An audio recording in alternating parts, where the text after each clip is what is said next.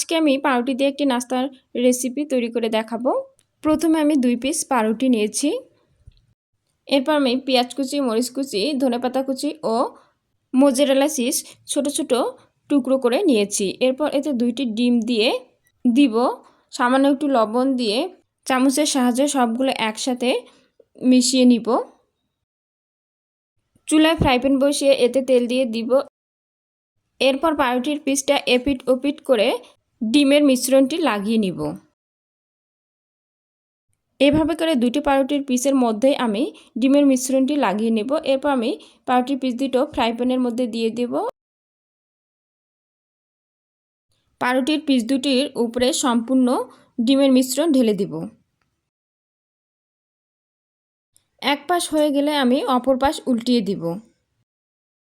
এভাবে করে ডিমের মিশ্রণ দিয়ে পাউরুটি ভেজে খেতে দারুণ লাগে। আপনারা চাইলে বাসায় খুব সহজে এবং কম সময়ে এটি বানিয়ে খেতে পারেন ও বাচ্চাদের টিফিনেও এটি দিতে পারেন।